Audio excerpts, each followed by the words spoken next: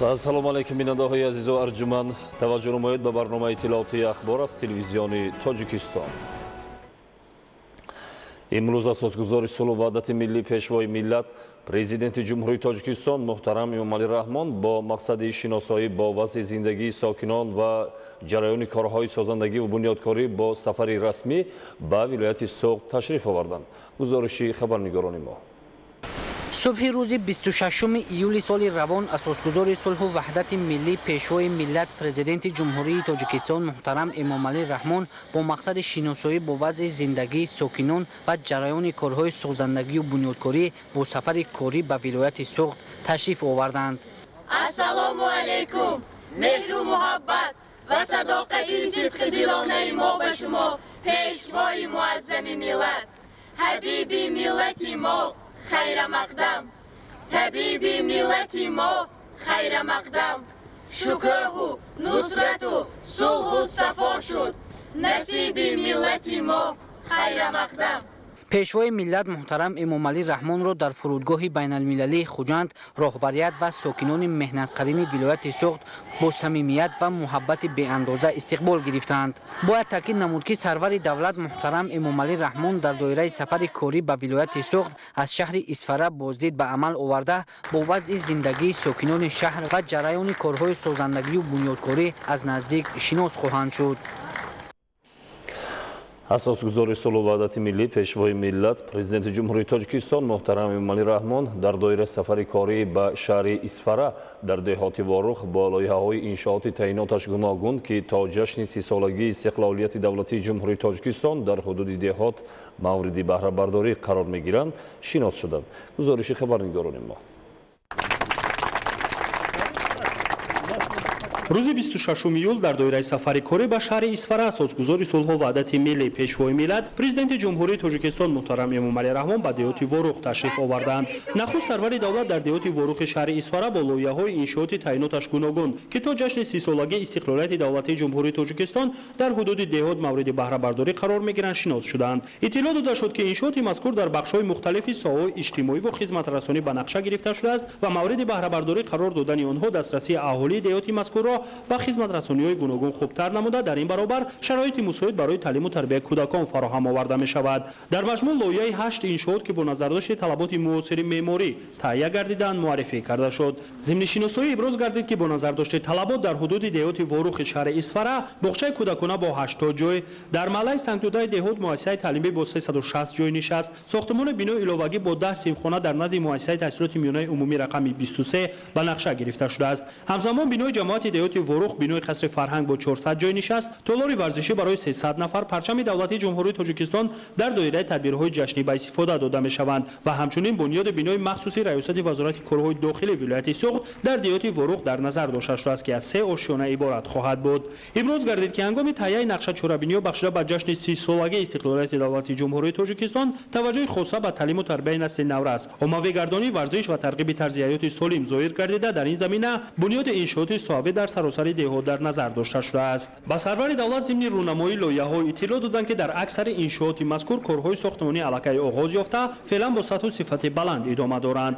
ҳамаи иншоотҳо дар доираи талаботҳои қонун дар аз экспертизаи давлатӣ гузаронида шуда намои берунии онҳо ба талаботҳои имрӯза нисбати бунёди иншоотҳои симои меъмории миллӣ дошта мутобиқат мекунад ва ҳусни ҷамоати деҳотро боз ҳам зебо мегардонад. дар як зумраи онҳо аллакай корҳои сохтмонӣ оғоз гардиданд. аз ҷумла дар ҷамоати дар маҳаллаи сангтӯдаи ҷамоат бунёди мактаб барои 36 хонанда оғоз гардидааст. роҳбари давлат зимни шиносоӣ бо лоиҳаҳо масъулинро вазифадор намуданд ки корҳои сохтмониро дар иншооти мазкур бо сатҳу сифати баланд ва молати муқаррар гардида ба анҷом расонанд. дар ин баробар ҷараёни корҳои бунёдкориро дар ҳудуди деҳот зери назорати қатъӣ гирифта барои баланд бардоштани сатҳу сифати хизматрасониҳои гуногун ба аҳолӣ ва таъсиси ҷойҳои нави корӣ бо истифода аз имконот бунёди дигар иншоотро низ таҳия ва ба сомон расонанд. имрӯз асосгузори сулҳу ваҳдати миллии пешвои миллат президенти ҷумҳурии тоҷикистон муҳтарам эмомалӣ раҳмон ва президенти ҷумҳурии қирғизистон сооронбой жээнбеков дар марзи тоҷикистону қирғизистон вохӯрӣ намуда бо аҳли ҷамоат ва собиқадорони деҳоти ворухи шаҳри исфараи вилояти суғд ва деҳоти оқсои вилояти бодканд суҳбати озоду ошкоро доир карданд. Сарони ду давлати ҳамсоя муҳтарам эмомалӣ раҳмон ва сооронбой жээнбеков дар марзи ҷумҳурии тоҷикистон ва ҷумҳурии қирғизистон сокинони деҳоти ворух ва оқсои гарму самимӣ истиқбол гирифтанд. Асосгузори сулҳу ваҳдати миллии пешвои миллат президенти ҷумҳурии тоҷикистон муҳтарам эмомалӣ раҳмон ва президенти ҷумҳурии қирғизистон сооронбой жээнбеков зимни суҳбат бо аҳли ҷамоат ва собиқадорони деҳоти ворухи шаҳри исфара ва деҳоти оқсои вилояти бодканд доир ба масъалаҳои муҳими ҳаёти сокинони деҳоти назди марзии тоҷикистон ва қирғизистон табодули афкори судманд ва ибрози назар намуданд. таъкид гардид ки солиёни зиёд ин ду миллат дар марзи муштарак кору зиндагӣ дошта дар беҳбудии зиндагии ҳамдигарӣ нақши назаррас доранд ва бояд минбаъд низ дар шароити ҳамдигарфаҳмӣ ва дастгирии ҳамдигарӣ дар деҳоти назди марзӣ кору зиндагӣ намоянд. Сарони давлатҳо дар ҳузури аҳли ҷамоат ва собиқадорони деҳоти ворухи шаҳри исфара ва деҳоти оқсои вилояти бодканд аз ҷумла масъалаҳои сарҳадии ду ҷонибро баррасӣ намуда аз шаҳрвандони тоҷикистон ва қирғизистон ки асосан дар марз зиндагӣ мекунанд даъват ба амал оварданд ки ба иғво дода нашаванд ва ҳамеша муносибати дӯстонаро ҳифз намоянд. Гуфта шуд ки барои пешгирӣ ва аз байн бурдани иғвоангезиҳо мақомоти давлатӣ, фаъолон, аҳли зиё ва масъулони ниҳодҳои дахлдори ҳарду ҷониб ҳамкории густурда дошта бошанд ва корҳои фаҳмондадиҳиро миёни сокинони минтақаҳои назди сарҳадӣ бештар ба роҳ монанд. Президенти ҷумҳурии тоҷикистон муҳтарам эмомалӣ раҳмон ва президенти ҷумҳурии қирғизистон сооронбой жээнбеков таъкид карданд ки масъалаҳои ба расмиятдарории ҳуқуқии хатти сарҳади давлатӣ дар муносибатҳои байни давлатиамон муҳимтарин ба шумор мераванд ва мо майли қатъии худро дар самти идома додани корҳо дар доираи комиссияи муштараки байни ҳукуматӣ оид ба делимитатсия ва демаркатсияи сарҳади давлатӣ тасдиқ намудем. Президентҳои Тоҷикистон ва Қирғизистон ҳамчунин доир ба талошҳои муштараки минбаъда дар самти татбиқи амалии иқтидори бузурги созандаи муносибатҳои дӯстона, ҳамҷавории нек ва ҳамкории мутақобилан судманди Тоҷикистону Қирғизистон ибрози андеша намуданд. Дар фарҷоми суҳбат фаъолону собиқадорони деҳоти назди марзии Тоҷикистону Қирғизистон барои мусоидат ба аҳли масъалаҳо ва ҳалли масъалаҳо ва робитаҳои хуби ҳамсоядорӣ фикру мулоҳизаҳои судманд баён доштанд. дар шаҳри исфара ҳамчунин асосгузори сулҳу ваҳдати миллии пешвои миллат президенти ҷумҳурии тоҷикистон муҳтарам эмомалӣ раҳмон бо президенти ҷумҳурии қирғизистон сооронбой жээнбеков аз намоишгоҳи дастовардҳои сокинон ки дар саҳни маҷмаи ориён ба таври густурда ташкил карда шуд дидан намуданд. Маҷмаи ориён ки дар маркази шаҳри исфара ва дар соҳили дарё бо назардошти санъати меъмории миллӣ сохта шудааст писанди меҳмонон гардид. гузориши хабарнигорони мо. дар идомаи сафари корӣ ба шаҳри исфара асосгузори сулҳу ваҳдати миллӣ пешвои миллат президенти ҷумҳурии тоҷикистон муҳтарам эмомалӣ раҳмон бо президенти ҷумҳурии қирғизистон сооронбой жээнбеков аз намоишгоҳи дастовардҳои сокинон ки дар саҳни маҷмаи ориён ба таври густурда ташкил карда шуд дидан намуданд. дар намоишгоҳ ҳосили зироати кишоварзӣ, маҳсулоти корхонаҳои коркарди меваву сабзавот, нӯшокиҳои ташнашикани истеҳсолоти ватанӣ, маҳсулоти нонию қаннодӣ, шириниҳо ва инчунин маҳсули эҷоди ҳунармандони шаҳр, хоса кандакорон, кулолгарон ва ғайра ба маъраз гузошта шуд. сарони давлатҳо ба меваҳои шаҳдбор ва аз лиҳозу тамъ беназири ин минтақаи мамлакат таваҷҷӯҳ зоҳир намуда ба меҳнати ҳалоли сокинони шаҳри исфара баҳои баланд доданд. иттилоъ дода шуд ки иқлими деҳоти шаҳри исфара барои бунёди боғ ва ба даст овардани ҳосили фаровон басо мусоид мебошад. аз ин рӯ таваҷҷӯҳи сокинон ба боғдорӣ бештар равона гардидааст.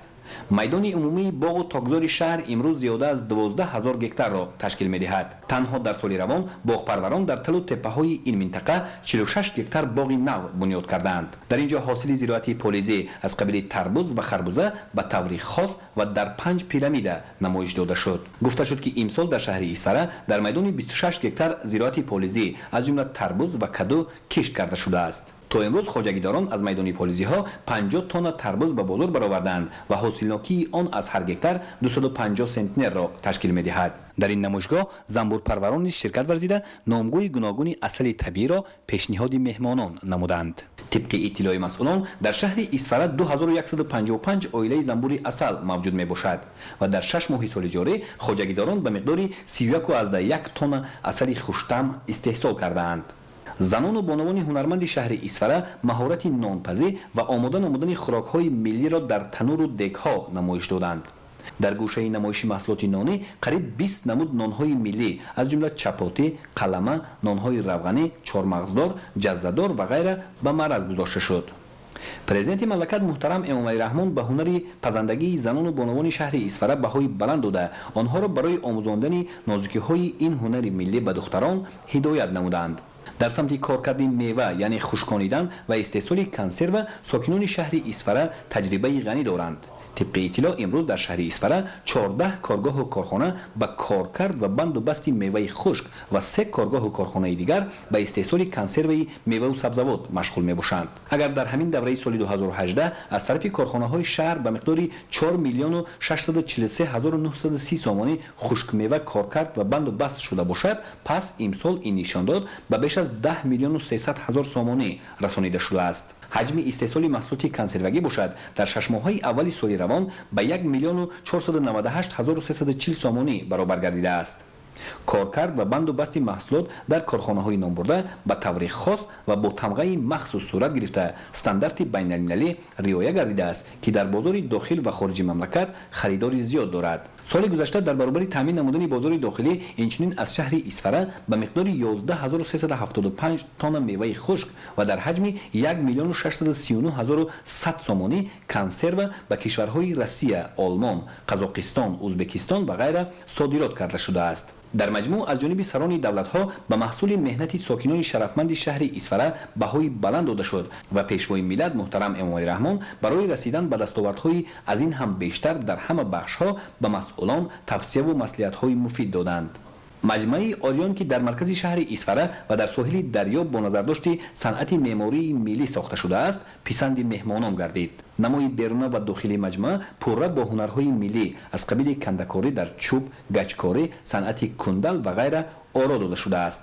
дар ин ҷо сангҳои ороишии маҳаллӣ бо маҳорати баланди ҳунармандӣ истифода гардидаанд ва басо диққатҷалбкунанда мебошанд. ин бинои боҳашамат дорои толорҳо барои гузарондани чорабиниҳои гуногун, тарабхона, чойхона, ошхона, қаҳвахона, утоқҳои корию хизматрасонӣ ва ғайра мебошад. имрӯз ҳамчунин дар толори маҷмаи Ориони шаҳри Исфара мулоқоти хосаи асосгузори сулҳу ваҳдати миллӣ, пешвои миллат, президенти ҷумҳурии Тоҷикистон муҳтарам Эмомалӣ Раҳмон ва президенти ҷумҳурии Қирғизистон Сооронбой Жээнбеков ва музокироти васеъ бо иштироки роҳбарони вазороти идораҳои марбута ва мақомоти маҳаллии худидоракунии Тоҷикистон ва Қирғизистон анҷом ёфт. ҷонибҳо алоқамандии худро ба тавсия ва рушди ҳамкориҳои гуногунҷаба дар асоси усули дӯстӣ ва ҳусни ҳамҷаворӣ иброз доштанд. дар ин иртибот тарафҳо ба мувофиқа расиданд, ки дар сатҳи комиссияҳои ҳукуматии ҷумҳурии Тоҷикистон ва ҷумҳурии Қирғизистон оид ба делимитатсия ва демаркатсияи сарҳади давлатии Тоҷикистону Қирғизистон бо мақсади ба анҷом расонидани раванди делимитатсия ва аз лиҳози ҳуқуқӣ ба расмиёт даровардани сарҳад машварату музокиротро идома диҳанд. мулоқоти доир гардида аҳамияти таърихӣ дошта ду кишварро ба амалияи анҷом додани раванди делимитатсия ва демаркатсияи сарҳади давлатии Тоҷикистону Қирғизистон наздик меорад. анҷом додани корҳо ҷиҳати аз лиҳози ҳуқуқӣ ба расмият даровардани сарҳади давлатӣ миёни Тоҷикистон ва Қирғизистон ба тамоми маҷмӯи муносибатҳои мутақобилаи ду кишвар таъсири мусбӣ хоҳад расонд. бинандаҳои азизу арҷуманд, ин буд барномаи иттилооти ахбор. хайр, тансияти хона обод бошед.